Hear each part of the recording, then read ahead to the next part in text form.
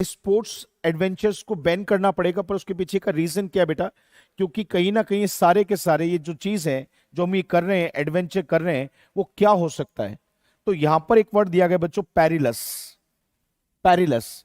तो आज का पहला वर्ड सब बच्चे ध्यान से लिख लेंगे बेटा, पेरिलस। बड़ा इंपॉर्टेंट वर्ड है। अच्छा, एक बात और सुनिएगा बेटा, हमें केवल ये नहीं देखना बेटा कि इसका आंसर क्या बनेगा, बल्कि नीचे के जो दूसरे वर्ड्स दिए गए हैं वहां पर भी हमने बहुत डेप्थ के वर्ड्स डाले।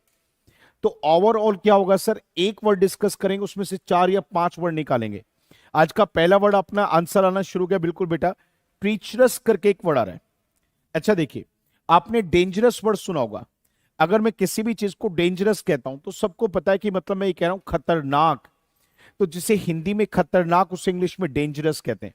पर डेंजरस तो कोई पूछता ही नहीं है। वो पूछेगा डेंजरस के जगह दूसरा वर्ड बता, तो उसे बोलते हैं पेरिलस। जैसे देखो, जब बारिश होती है और ऐसी सड़कें जिनमें खड्डे होते हैं, बारिश होती है और तो ऐसी सड़कें जिनमें खड्डे होते हैं, तो ऐसी सड़कें सर बहुत खतरनाक हो जाती हैं।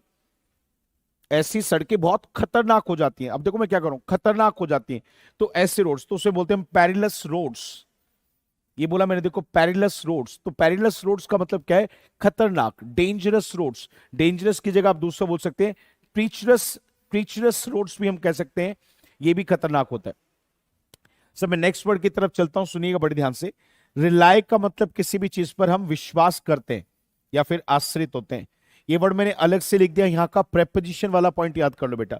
रिलाय के साथ जो प्रेपोजिशन आएगी वो ओन आएगा। रिलाय का मतलब किसी पर विश्वास करना होता है, और जिस पर विश्वास किया जा सकता है ऐसे व्यक्ति को हम रिलायबल कहते हैं। कहते हैं ये जानकारी जो मुझे मिली है वो मेरे रिलायबल सोर्स से मिली है। तो मेरा एक सोर्स है बेटा, सोर्स मतलब जहां से चीजें आ रही हैं।